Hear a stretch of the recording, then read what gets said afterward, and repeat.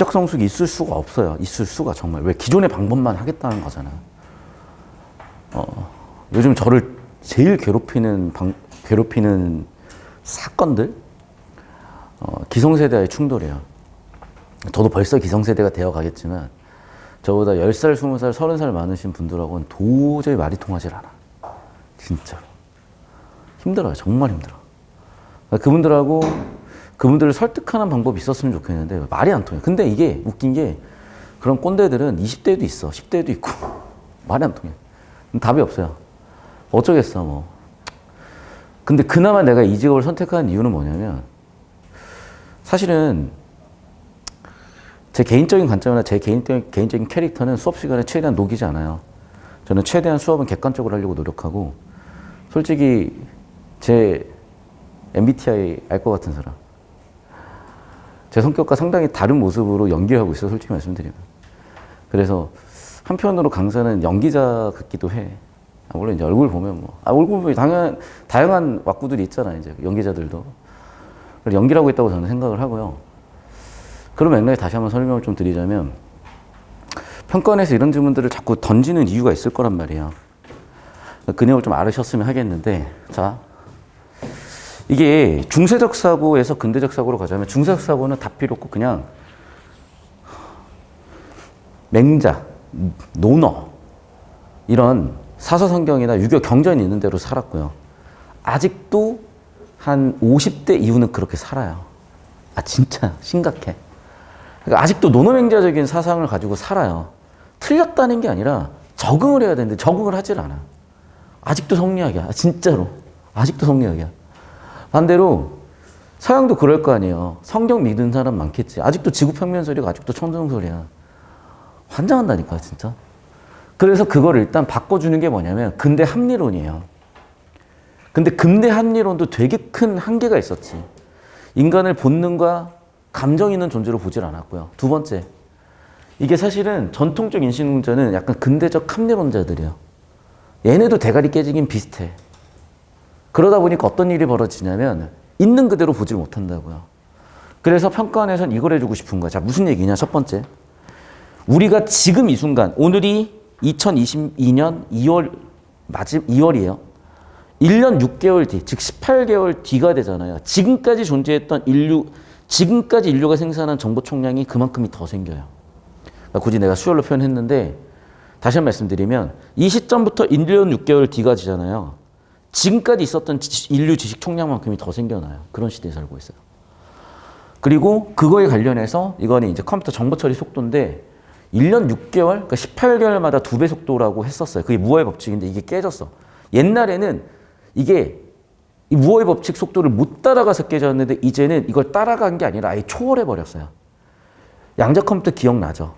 그러니까 양자 컴퓨터를 써버리면요 말도 안 되는 속도로 처리를 해요. 그래서 2025년이 지나가잖아요. 양자 컴퓨터 상용화되고요. 양자 컴퓨터 상용화되면은 지금까지 있었던 모든 보안 체계가 다 바뀌어야 되고 모든 정보 처리 체계가 다 바뀔 거예요. 말도 안 되는 혁신과 정보 변혁의 시대에 살게 돼요. 여러분 2025년부터는.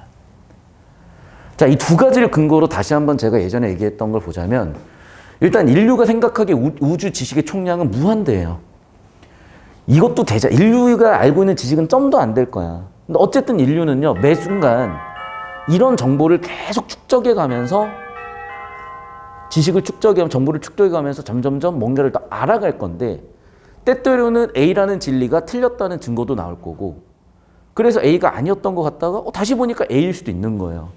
그러면 그 사고를 못 따라오는 사람 뭐라고 하냐? 씨발 둘 중에 뭐야 하나만 해 라고 해버리는 거야. 야, 둘 중에 뭐야 하나만 해. 뭐 알아 몰라 뭐야 트루야 폴스야 아니면 모르겠어. 이렇게 자꾸 2분법적으로는 3분법적으로만 사고하게끔 만든다고요. 얼마나 과거의 방법이냐고. 이제는 뭐냐? 그게 아니라니까. 확률로서 존재하는 거야. 자, 무슨 얘기냐? 자, 1 더하기 1이 2인 건 다 알아요. 좋아. 1 더하기 1이 3이 아니야. 그러니까 과거의 전통적 인신론자들 우리가 익숙했던 방식은 뭐냐면 야, 이건 뜨르네. 이건 폴스네. 예요. 그런데 이거야. 예를 들면 A와 B를 모르는 상황이야. A 더하기 B는 5야. A와 B를 모르기 때문에 얘는 모른다잖아요. 이런 정보 처리만 할 수 있는 거야. 과거의 전통적 인신론자들은. 그런데 이 시대는 어떻게 돼요? 야, 내일 비가 온다. 이런 걸 대비해야 될 거 아니야. 당장 이거 좀 될 건 아닌데 예를 들면 전쟁이 일어난다 안 일어난다. 코로나가 끝난다 안 끝난다. 이걸 모른다고만 해버릴 거예요. 아, 그러면 답이 없지. 그럼 전쟁 터졌을 때 대책이 없는 거고요. 코로나 터졌을 때 대책이 없는 거야. 지금 사실은 이게 뭐냐면 국가에서는 이미 어느 정도는 정보가 다 있어요. 확률적으로 예측이 다 되어 있어, 어느 정도는. 그런데 이거를 그대로 공표를 할 수가 없어요. 왜? 그러면 또 그런 대로 사회적 혼란이 있는 거야. 왜? 예를 들면 이런 거야. 코로나가 예를 들면 코로나 백신을 맞아서 생기는 위험성보다 뭐 백신 안 맞았을 때 위험성이 어떻다 저떻다가 돼버리면 사람들은 자기 자의적으로 판단을 해버리고 그 과정에서 이기적인 사람도 있을 거고 전체의 공리는 축소될 수밖에 없는 현상도 벌어지는 거예요. 그럼 때때로는 굳이 적극적으로 알리지 않는 정보도 있는 거예요. 예를 들면 당장도 진짜 좀 버라이어티야. 요즘은 코로나 3년 코로나 끝날 때쯤 되니까 또 전쟁 터졌어. 근데 진짜 미국이 대단한 게 뭐였냐면 미국은 전쟁 날 거라고 예측을 정확히 했잖아. 근데 봐라. 전쟁 날 거라고 예측을 했어. 그러면 제가 봤을 땐 그래요. 제 생각에는 그 전쟁 난 나라에서 징집을 했든지 미리미리 대비를 했든지 미리미리 예를 들면 뭐 계엄령을 내렸든지 아니면 동원령을 내렸든지 해가지고 미리미리 뭔가 준비를 해놨을 수도 있어요. 그런데 밀고 들어온 다음에 동원령을 발동을 했어. 예를 들면. 그런 얘기야. 무슨 얘기야? 자, 전쟁 확률이 80%야. 동원령 발동해야죠. 전쟁 확률이 20%야. 이건 이제 판단의 문제야. 전쟁 확률이 1%야. 아, 그러면 동원령 판단하는 게 효율적이지 못할 수 있어요. 그런데 전쟁 확률이 30%야. 이때부터 효율성의 문제가 생기는 거예요. 왜? 동원령을 발동하는 순간 올스톱이야, 사회는. 경제활동이고 뭐고 다 힘들어. 근데 동원령을 발동했기 때문에 전쟁이 막았다면 더 큰 이득이 있음에도 불구하고 전쟁이 안 났어? 너희 씨발 왜 동원령 발동했니? 라고 욕을 또 처먹는 상황이 벌어지는 거예요. 그러니까 상당히 미묘한 거예요. 자, 그러면 여기서 우리가 이렇게 효율적으로 사고하는 데 도움을 주는 건 뭐야? 최대한 많은 정보들을 어떤 방향성에서 유의미하게 조직을 해내서 확률적으로 판단하는 방식이라고요. 좀 쉽게 얘기할게요. 내일 비가 올 거야 라고 어느 누구도 100% 확답할 수는 없어. 근데 기상청에서 정보를 모아보니까 내일 비가 올 확률이 90% 이상이래. 그럼 우산을 준비하는 게 효율적인 거죠. 근데 비가 안 올 수도 있어. 10%의 확률로. 그럼 이제 구라청이라고 욕하는 거야. 이런 사람들이죠. 확률은 틀릴 수도 있는 거야. 과학은 틀릴 수도 있는 거라니까요.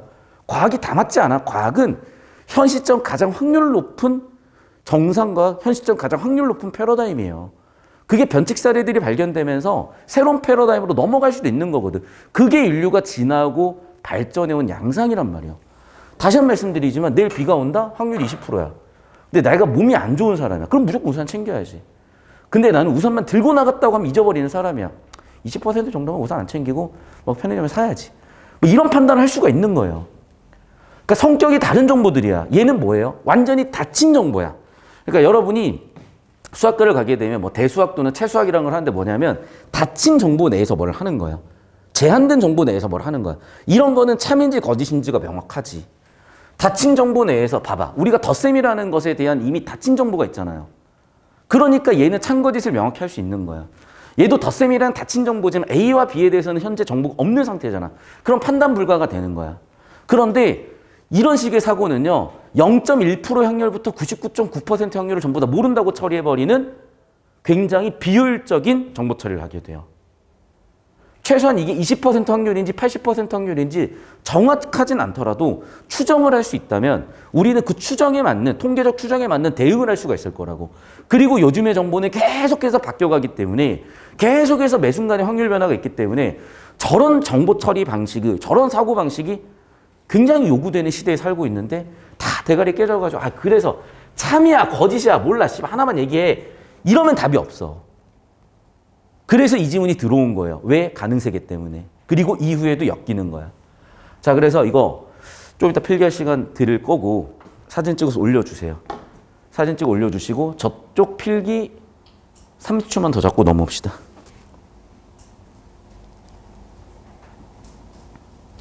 그러니까 여러분 이게 상당히 힘들어요. 이제 설득을 한다는 게.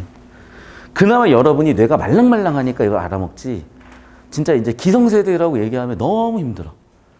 바뀌실 이유도 없고 바뀌실 필요도 없고 내가 굳이 설득할 필요도 없어. 그냥 포기해요. 그냥. 그런데 이제 나는 굳이 설득하려고 하지 않아. 충돌이 생길 때가 있겠죠. 먼저 간섭이 들어온다든지 아니면 어쩔 수 없이 설득을 해야 되는 상황들이 벌어진다든지. 너무 힘들어.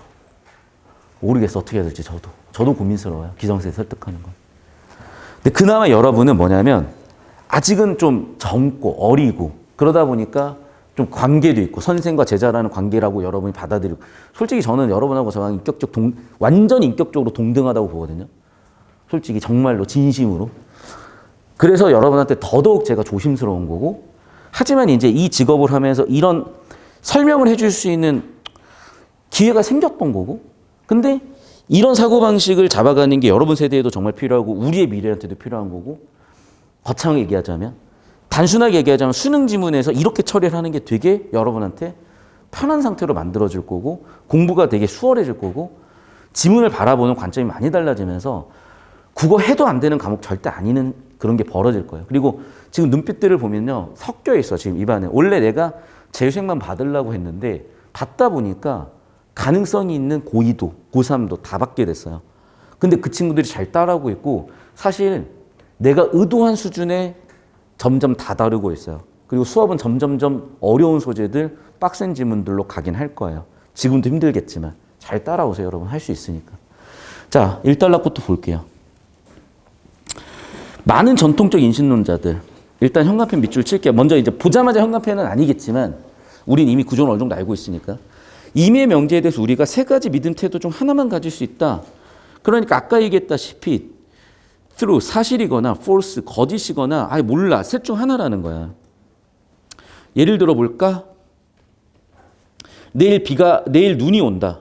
진짜 내일 눈이 와서 사실이 될 수도 있고 눈이 안 와서 false가 될 수도 있고 현 시점에서는 모를 수도 있죠. 참이라고 믿거나 거짓이라고 믿거나 참도 거짓도 아닌 상태라고 할 수도 있다는 거예요. 그래서 전통적 인신론자들은 세 가지의 들리치를 갖게 되는 거죠. 태도를 갖게 되는 거죠. 자, 반면에 라고 나왔으면 무조건 역접이고 정보 가치는 떡상이죠. 그러면 두 사람은 대립. 자, 전통적 인신론자 매주주의는 뭐가 다르냐? 한 놈은 세 가지 진리치 중에 하나. 한 놈은 믿음의 정도래요. 그럼 봐봐. 정도라는 단어가 지금 들어온 거죠. 정도. 정도가 뭐지? 가장 강한 믿음의 정도부터 가장 약한 믿음의 정도까지 골 때리네. 알 수가 없어요. 이렇게 얘기해버리니까. 아니, 가장 강한 믿음의 정도고 뭐고 약한 정도 믿음의 정도는 뭐지? 사실 이 지문에서 통계, 이 한 단어, 확률, 이 한 단어만 들어왔어도 난이도는 확 쉬워졌을 거야. 근데 통계, 확률이라 베이주주의자는 검색해보세요. 확률 통계학자들이야. 근데 확률 통계라는 개념 하나가 안 들어와 버리니까 죽는 거지. 왜 그랬을까? 의도라니까요. 생각해봐. 자, 여기 혹시 조건방열 모르는 사람 손. 이건 중2 때 배웠어요. 중2 때. 선생님 저는 수학 포기했는데요. 그건 이제 본인 사정이고, 선생님 예체능이야. 그건 본인 사정이고, 고1 때까지는 공통 과정으로 다 배워요. 그러면 이 수식은 모르더라도 조건방열을 모를 수가 없고, 몰랐다면 오늘 알아가. 조건방열은 다시 한번 얘기하지만 A가 일어났을 때 B가 일어날 확률이고 이렇게 수식으로 쓰는데 수식 몰라도 상관없어요. 다만 뭐냐? A라는 사건과 B라는 사건이 서로 종속돼 있거나 서로 독립적이에요. 독립적이면 서로 일어나든 안 일어나든 확률에 영향을 안 주겠죠. 종속된 거는 일어났을 때 확률에 영향을 받는 거야. 그래서 이 단락에서는 뭐냐? A가 또는 B가 일어남에 안 일어남에 따라서 확률에 영향을 받는다고요. 3단락은 영향 안 받는다야. 이해됐어요? 그걸 뭐라고 설명한 거냐? 특별한 이유가 있다 없다. 특별한 이유가 있다. A와 B가 관련성이 있다. 따라서 B의 진리치가 추가됨에 따라 A의 믿음 정도가, A의 확률 정도가 달라진다라고 얘기한 거고 3단락에서는 특별한 이유가 없다. 바꿔 얘기하면 A와 B가 A와 기억이 관계가 없는 정보다. 따라서 기억이 있든 없든지 간에 A의 신뢰도, A의 확률은 변하지 않는다야. 왜 그래야 되니? 그게 효율적이니까. 이렇게 끝난 지문이야. 이게 보여야 돼. 그래서 갈게요. 그래 놓고 정보도 없이 그냥 이처럼 요약정리하고 끝나요. 환장하겠다. 베이주주의자들은 믿음의 정도를 추가했대. 뭔 소리지? 대조라는 건 알겠는데 모르겠어. 2단락 가봐. 우리는 종종 임의 명제가 참인지 거시인지 새롭게 알게 되는데 이것을 베이주주의자 표현으로 바꾸면 자 그러면 주제는 베이주주의자로 세팅되는 게 보이겠죠. 1단락, 2단락 넘어가는 핫플레이스, 주제 세팅되는 핫플레이스 보이니까요. 그 명제가 참인지 거짓인지에 대해서 가장 강한 믿음의 정도를 새로 갖는다는 것이다. 뭔 소리인지를 모르겠어요. 확률이라고 얘기해버리면 깔끔할 텐데. 자 일단 넘어가 볼게요. 나는 이미 배경지식으로 설명을 끝냈지만 여러분은 그게 안 됐을 거니까 최대한 여러분 관점에서 여러분 관점으로 한번 털어보려고 할게요. 정보들을. 자 그럼 이제 어떻게 하는 거냐. 잘 보세요. 구조 잡아. 베이주주의는 어떻게 한대. 봐. 이런 경우에 믿음의 정도가 변한다는 거죠. 즉 임의 명제가 참인지 거짓인지 새롭게 알게 되면 새롭게 갖게 되는 거예요. 봐, 벌써 두 번 얘기했죠. 이게 주제인 거죠. 그러면 어떤 정보가 주어졌을 때 어떤 명제를 어떤 정보의 신뢰도가 달라진다. 자, 이에 따르면 뭐냐. 자, 구체적으로 다시 잡아줬죠. 인식 주체가 특정 시점에 임의 명제가 A, 참인 것만 또는 거짓말 새롭게 알게 되었을 때 다른 명제 B에 대한 인식의 주체 믿음의 정도는 변한다. 그게 정리한 뭐다? 조건화 원리다. 조건화 원리는 다시 한번 얘기하면 믿음의 정도에 관한 것인데 A가 참이라는 것만을 새로 알게 되면 B가 참이라는 것에 대해서 A가 참이라는 조건하에 B가 참이라는 조건은 변한다. 됐죠? 이걸 지금 5번 얘기했어. 이제 알아먹어야지.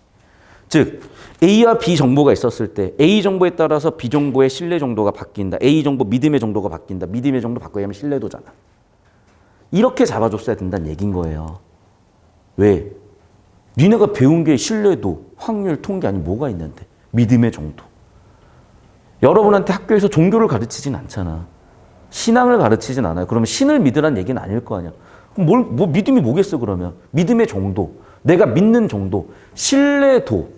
그래. 그놈의 믿음의 정도, 믿음의 정도, 믿음의 정도 하다 보면은 어떤 단어가 떠올라야 되는 거냐? 그 믿음의 정도를 지금 10번 넘게 반복하잖아요. 1단락부터. 아, 신뢰도라는 말로 바뀌면 되는 거죠. 단어 뜻이었던 거야, 단어 뜻. 여러분 머릿속에 있는 단어 뜻. 그러니까 사실 여러분이 그렇게 유튜브나 인스타를 그렇게 많이 보진 않아. 저 많이 보는데. 아니야. 니네가 20살이 되잖아. 하루 왼종일 유튜브 보는 애들도 있고 하루 왼종일 게임만 하는 놈들도 있어. 물론 이 중에 있을 수도 있어. 근데 이 중에 있진 않아. 왜? 눈빛이 달라 그런 애들. 일단 눈빛을 볼 수가 없지. 일단 자니까 여기서. 그런 애들 윈터 때 그런 애 있었어. 윈터 때 그런 애 있었어요. 이제 누굴 디스하는 건 아니야. 저도 옛날에 그랬을 거예요. 수업 시간에 맨날 자고 밤새 게임하고. 근데 그런 학생들은 아니야. 지금 공부하는 느낌들을 보면. 그러면 여러분 정도는 이 정도는 할 수 있을 것 같아요. 믿음의 정도, 믿음의 정도. 아, 신뢰할 수 있는 정도, 신뢰도. 아, A의 신뢰도는 B의 참거짓에 따라 달라지나 보구나. 조건 방역까지 끄집으면 좋고 못 끄집었어도 일단 그 정도까지라도. 자, 모르겠어? 예를 들어 갑이 내일 비가 온다가 참이라는 것에 약하게 믿고 있고 봐. 트루인지 폴스인지 모르지만 약하다. 그렇죠. 확률을 낮게 본다는 거죠. 강하게 믿는다. 확률을 높게 본다는 거죠. 자, 글의 주제, 2단락 주제인 조건화 원리에 따르면 자, 오늘 비가 왔어? 내일 비가 온다를 좀 더 강하게 믿는 게 합리적이래요. 사실 그게 독립적일 수도 있고 종속적일 수도 있고 몰라. 근데 얘는 그렇대 그냥. 오늘 비가 온다, 내일 비가 온다를 좀 더 강하게 믿는 게 합리적이래. 이유는 충분하잖아. 왜? 정보가 불충분하니까. 하지만 일단 그렇대. 베이주주의자 사고의 예시를 들어서 설명해주고 싶은 거야. 조건화 원리는 둘 이상인 정보가 들어왔을 때도 적용된다. 다만 믿음의 정도지 믿음의 행위에 관한 것은 아니다. 이게 무슨 얘기인지 저도 모르겠어요. 넘어가요. 자, 그러면 이제 3단락. 봐봐. 지금 2단락에서는 똑같은 얘기를 몇 번 했냐면 보세요. 한 번, 여러분 하지 말고 그냥 제가 할게요. 2번, 3번, 4번, 5번, 와, 뭐야, 지금 6번, 7번 했어, 7번. 야, 그럼 이쯤 됐으면 우리가 알아먹어야 되지 않겠냐? 다시 한번 얘기하지만, 믿음의 정도, A에 대한 믿음의 정도는 B라는 정보에 따라서 영향을 받는다. 믿음의 정도는 커지기도 작아지기도 한다. 7번 얘기했으면 이제 알아먹어야죠. 자, 그리고 이제 3단락 갑니다. 명제들 중에 위의 것처럼 참인지 거짓인지 새롭게 알게 된 명제와 관련된 것도 있지만 그렇지 않은 것도 있대. 그렇지 않은 것 대조하겠다는 얘기죠. 어떻게 대조하는 거지? 자, 다시 조건화 원리에 따르자면요. 어떤 명제가 참인지 거짓인지 새롭게 알게 되더라도 믿음의 정도가 변하지 않는 것들이 있다. 이게 뭐가 그런 거지? 자, 비가 오는 거랑 외계인은 뭔 상관이야? 상관이 없구나. 맞죠? 오늘 비가 온다가 와도 외계인이 존재한다는 영향받지 않는다는 거예요. 그걸 뭐라고 한마디로 얘기했다? 특별한 이유. 됐죠? 그래서 이쪽으로 오시면 아마 특별한 이유는 명확하진 않지만 관련이 있냐 없냐로 따진 것 같아요. 즉 무슨 얘기냐? 지금 A라는 정보는 B에 대한 정보였고 B에 대한 정보도 B에 대한 정보였어요. 그런데 산단락에 있는 거는 B에 대한 정보였지만 여기서는 외계인에 대한 정보예요. 둘은 상관이 없는 거지. 관련이 없는 거지. 그러니까 영향을 주고받지 않는다. 독립적이다라고 하지 않았을까 정도로 처리할 수 있겠죠. 그럼 끝났어요. 베이 주제의 생각은. 이게 하고 싶었던 얘기 끝이야. 근데 이게 우리의 상식 위배되니까 이걸 설명해 주기가 굉장히 피곤했던 거죠. 자, 4단락 이제 끝. 이렇게 돼요. 베이 주제는 이렇게 상식적으로 당연하게 여겨지는 생각을 정당하기 위해서 기존의 믿음 정도 유지함으로 얻을 수 있는 자 뭐라고? 우리가 이렇게 주장하는 근거는 실용적 효율성이야. 자, 논리적 타당성 아니에요. 100% 참은 아니지만 이렇게 확률적으로 사고하는 방식이 유용하다는 거죠. 맞잖아. 내일 비가 온다 80%야. 우산 갖고 가야지. 내일 비 올 확률이 40%래. 좀 애매하네. 내일 비 올 확률이 90%야. 아, 그러면 일단 운동회는 취소야. 내일 비 올 확률이 10%야. 운동 일단 해봐야죠. 그런 거야. 됐죠? 그래서 실용성, 효율성 바꿔 얘기하면 뭐라고? 에너지. 실용성, 효율성, 에너지 이런 얘기를 하는 거예요 지금. 그러면 학교 얘기는 뭐 그런 얘기를 하는 거고 이제. 뭔 얘기인지 알겠죠? 예시 들어온 거. 학교 얘기는 예시고 예시. 정리하면 저기 10초 정도 잡아주고 오세요. 그냥 이거예요. 이 지문은. 근데 문제는 뭐냐? 이런 식의 사고를 해본 적이 없는 거야 학생들은. 그러니까 5번, 7번을 얘기해 주는 거예요. 그리고 해본 적이 없냐? 있지 왜 없어? 씨. 종속 독립을 안 배운 애들이 어디 있어? 아, 저 수포자라니까. 그거 네가 안 배운 거, 네가 안 한 거라고. 어떻게 해요? 오늘 배웠잖아요. 종속은 서로 영향을 주고받는다. A는 독립은 서로 영향을 주고받지 않는다. 끝. 됐죠? 선생님은 이해가 안 돼요. 그러면 이제 집에서 심심할 때 수학 교과서 쭉 읽어보시는 거예요. 수학을요? 읽어봐. 상식으로. 왜? 제가 대학교 가서요. 나름 이런저런 수업을 많이 들어보면서 왜냐면 야, 그 등록금 내고 종합대학의 장점이 뭐야? 단과대 다 들어볼 수 있어. 근데 수의대도 들어가서 강아지도 만져볼 수도 있는 거고, 미대 가가지고 내가 그림도 그려볼 수 있는 거고, 음대 가가지고 피아노도 쳐볼 수 있는 거야. 이게 종합대학의 장점이에요. 그럼 종합대학 장점 가서 다 들어보잖아요. 저는 대학교 한 1, 2, 3학년 수준 어지간한 수업보다 고등학교 교과서가 훨씬 수준 있고 깊이 있어 보여요. 왜냐하면 우리나라 대학 체제가요. 실력 있는 교수, 실력 있는 강사가 수업을 하는 게 아니라 석박사 과정인 분들이 절반 정도 맡아요. 그럼 어떻게 벌어지냐? 자기 논문 가지고 수업하는 경우들이 많아. 뭐냐면 그냥 수업 때는 지식을 전달하는 게 아니라 선배를 보여줌으로써 선생이라고 보통 표현하고 교수라고도 잘 하지 않아요. 선생님이라고 그래요. 교수님한테. 왜냐하면 말 그대로 선생이잖아.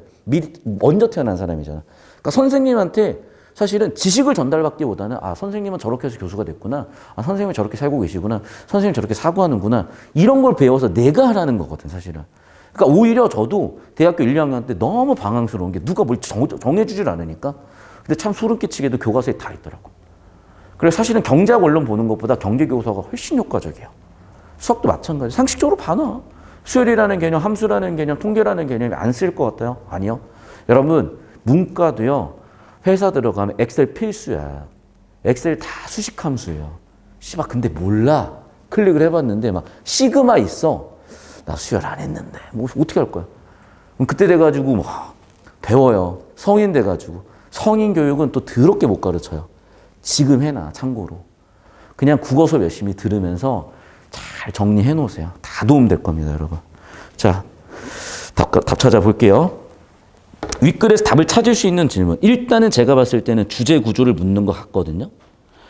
자, 그럼 보세요. 믿음의 정도와 관련해 상식적으로 당연하게 여겨지는 생각을 어떻게 정당화할 수 있을까? 무슨 얘기를 하는 거지? 주제랑 연결 지어보면 믿음의 정도에 관련된 게 베이주주의자죠. 그럼 상식적으로 당연하게 여겨진다고 한 건가? 잘 모르겠네. 정당화? 베이주주의자의 주장, 생각의 정당화, 근거는 뭐였어? 효율성. 이 얘기인가? 이런 식으로 처리하는 거야. 주제랑 관련지어. 왜? 결국 주제와 관련된 정보가 나올 거니까. 2번 선지. 특별한 이유 없이 믿음의 정도를 바꿔야 되니? 아니잖아. 특별한 이유가 있어야 믿음의 정도 바꾸는 거죠. 특별한 이유 없으면 믿음의 정도 안 바꾸는 거잖아. 이거 2번 제일 이상한데? 3번. 믿음의 정도를 어떤 경우 바꾸고 어떤 경우 바꾸지 말아야 될까? 나왔잖아요. 와, 이게 또 2, 3번 이렇게 엮이네. 특별한 이유가 있으면 바꾸고 없으면 안 바꾸잖아. 2번, 3번 같이 보이죠? 3번. 믿음의 정도 어떻게 바꿔야 돼? 나왔잖아. 특별한 이유가 있으면 믿음의 정도 바뀌는 거고 없으면 안 바뀌는 거다. 그 원리 2번, 4번 똑같이 쓰였죠, 지금. 2, 3, 4가 같은 의미라고. 임의의 명제에 대해서 어떤 믿음의 태도를 가질 수가 있어요? 그래. 자, 전통적 인신론자와 베이주주의자 다르잖아. 이건 전체 주제네. 그럼 봐봐. 확인은 되는 건 2번이구나. 끝. 됐죠? 이런 설계 문제였던 거야. 특별한 이유 없이 믿음의 정도 바꿔야 되는 이유 없잖아. 특별한 이유 없으면 믿음의 정도 안 바꾸잖아요. 핵심 원리 물어봤다고 이렇게. 이거. 지금 대거는 이 수업 듣는 게 나아요. 고2도. 왜냐하면 대거는 알지. 내신 좀 어렵게 나오는 거. 피지컬 키워놓으면 다 해결돼. 그리고 여고 중에 문학은 어렵게 내더라고. 문학도 오늘 수업 이제 후반기에 이제 문학 할 거예요. 그래서 내신한 학생들도 결국 내가 50개 이상의 전국학교 분석해 보니까 별다를 거 없어. 그냥 수능하시면 다 해결되고 내신은 내신 기간 때 내신 집중해서 처리하면 되더라고. 나중에 설명할게. 내신은 필기하세요. 됐죠? 넘어갈게요. 17번. 기억 니은에 대한 이해. 기억이 뭐였냐 아까. 베이주주의자 전통적 인신론자. 자, 기억 전통적 인신론자예요. 니은 베이주주의자야. 자, 봐. 이미 정해졌죠. 전통적 인신론자는 뭐야? 참이거나 거짓이거나 모르거나. 베이주주의자는 참일 수도 있고 거짓일 수도 있지만 얘는 확률로 따지겠다는 거거든요. 모른다가 아니라. 그럼 당연히 둘의 생각은 다른데 어떻게 동시에 될 수가 없지. 맞는 얘기죠. 자, 보세요. 지금 기억은 전통적 인신론자야. 얘는 T, F, 물음표야. 맞죠? 강한 정도로 믿는다는 기억이 아니라 니은 같은데요. 믿음의 정도. 맞죠?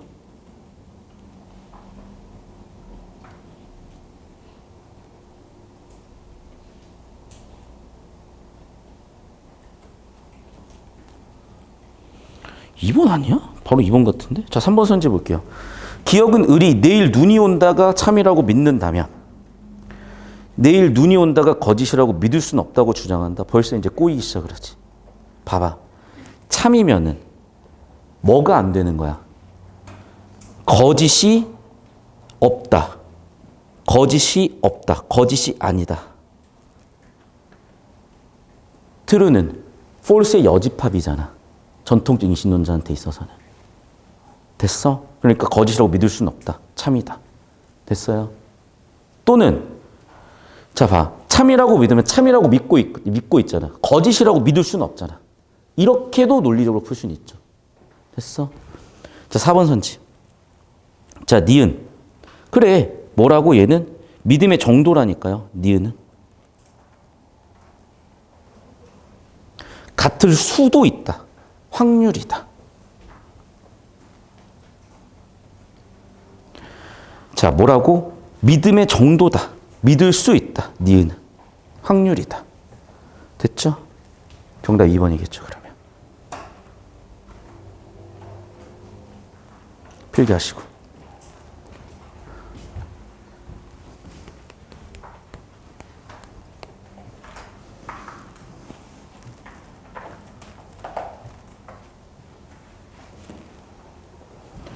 계속해서 18번 조건화 원리. 아까도 얘기했죠. 조건화 원리 뭐라고? 자, A에 대한 신뢰도가 있을 때 B의 정보 추가됐을 때 A에 대한 신뢰도가 바뀐다. 반대로 B에 대한 믿음의 정도가 있을 때 A에 대한 정보가 추가됐을 때 B가 바뀐다. 맞죠? 특별한 이유가 있다, 바뀐다. 특별한 이유가 없다, 안 바뀐다. 됐죠? 이게 가장 핵심 조건 원리였고, 자, 그래서 봅시다. 1번 틀렸죠? 특별한 이유가 없으면 믿음의 정도도 안 바뀌는 거라니까.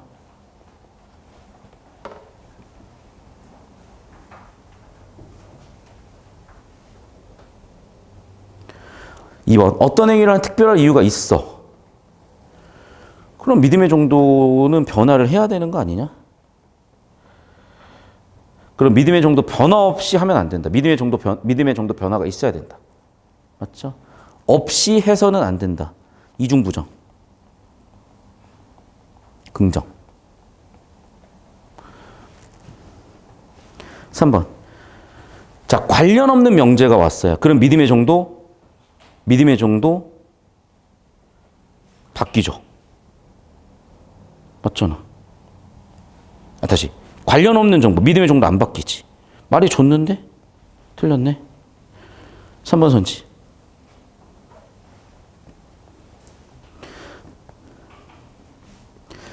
4번 선지. 어떤 명제가 참인 것을 새롭게 알게 되고 동시에 그와 다른 명제가 거짓인 것을 새롭게 알게 됐을 때도 적용될 수 있다. 보시면 알겠지만 B 정보에 C 정보 추가, 즉 2개 이상의 정보가 추가되더라도 믿음의 정도는 바뀐다. 바뀔 수 있다. 됐죠? 그래서 어떤 명제가 참인 것을 알게 됐고 또 다른 명제도 참인 것을 거짓인 걸 알게 되었을 때 어쨌든 관련이 있으면 믿음의 정도도 바뀐다. 맞네. 4번이 정답 같네요, 그러면. 됐죠? 2번은 뭐야? 말장난 꼬아놓은 건데 시간 많으시면 왜 틀렸는지 분석해 보시고 질문 주시면 좀 이따가 다뤄드릴게요.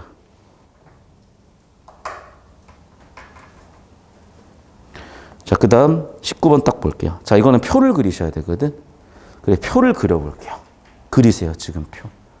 자, 31분, 2분 정도 드릴 테니까 자, 필기 못한 학생을 위해서 1분, 1분 잡아주시고 2분 뒤에 제가 표를 그려볼게요.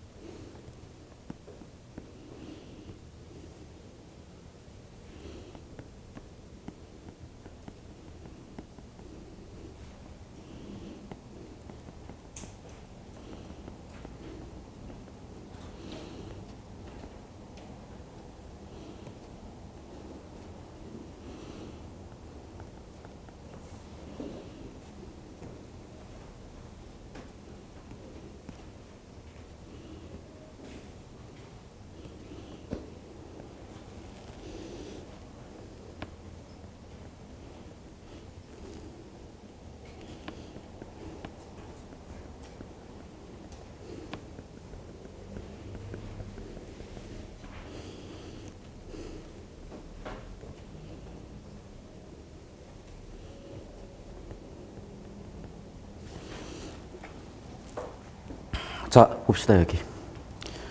자, 이렇게 표를 그렸거든요. 그대로 여러분이 쓴 거 옆에다가 필기해 주세요. 설명을 드릴게요. 일단 상황은 주어진 정보는 장소, 색, 물품, 이름이고 믿음의 정도도 조금씩 달라질 거예요. 자, 가의 상황은 읽어보시면 알겠지만 뭐라고 했냐. 자, 흰색 수첩 하나를 잃어버렸고요. 수첩엔 병의 이름이 적혀 있고 가가 일단 참이라고 믿지만은 강하지는 않대.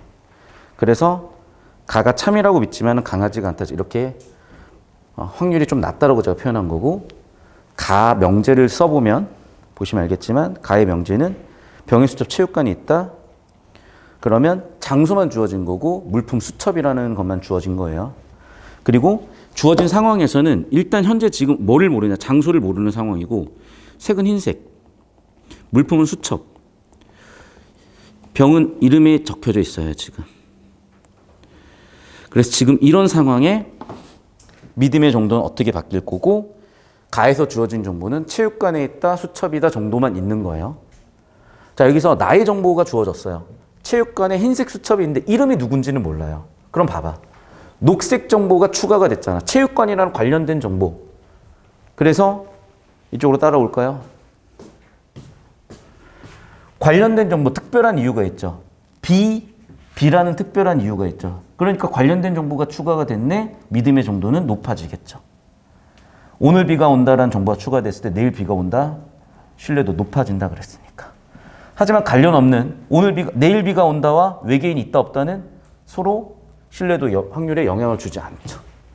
근데 일단은 지금 나의 정보에서 체육관이라는 정보, 체육관이랑 관련이 있는 정보가 추가가 됐으니까 가에 대한 믿음의 정도는 높아지겠죠.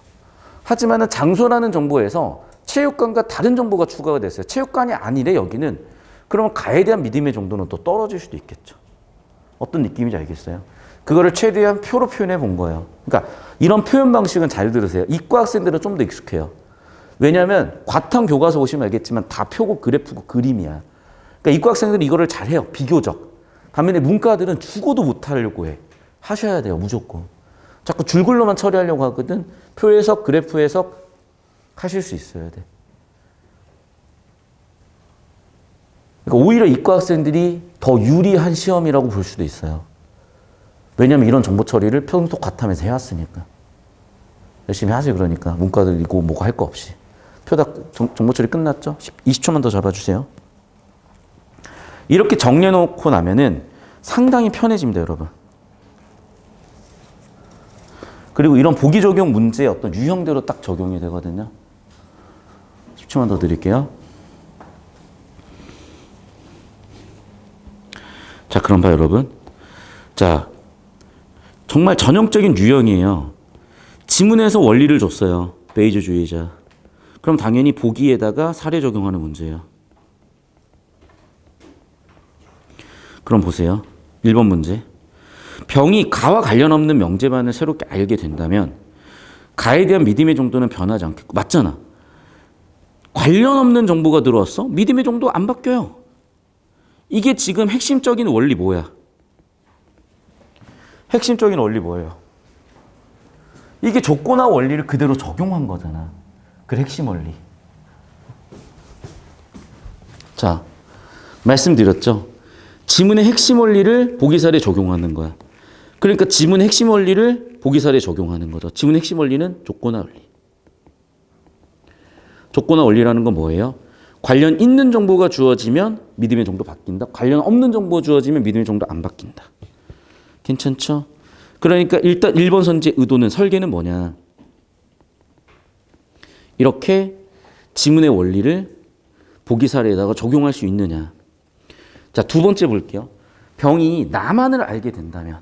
자, 봐요. 병이 나만을 알았어요. 믿음의 정도 높아질 수밖에 없겠죠. 봐봐. 병이 나를 알게 되면 믿음의 정도 높아지겠잖아요. 왜? 체육관이라는 관련된 정보 추가됐으니까. 그래서 병이 나만을 알게 된다면, 관련된 정보가 추가가 된다면 가가 참이라는 것에 대한 믿음의 정도는 당연히 높아지겠죠. 진짜 말 그대로 조건화 원리 제대로 이해했니? 그대로 적용해서 묻고 있는 거예요, 여러분. 자, 그럼 잘 보세요. 자, 다에 대해서 강하게 믿진 않고 있었는데, 나를 믿으면 믿음의 정도가 높아졌다가 또 다가 주어지면 병의 집에 있다고? 그러면 체육관 있을 확률이 떨어지네라고 확률이 떨어질 거 아니야. 확률이 높아졌다 떨어진다고. 이해됐어요? 그러니까 3번 선지, 자, 나가 주어졌을 때 확률은 높아졌다가 다가 주어지면 그 높아졌던 확률은 다시 떨어지는 거라고. 그러니까 보시다시피 나를 알게 된 후에 다를 추가로 알게 되면 나를 알게 된 후에 다를 추가로 알게 된다면 당연히 뭐라고? 다를 추가로 알기 전보다 더 떨어져야 되겠죠. 됐죠?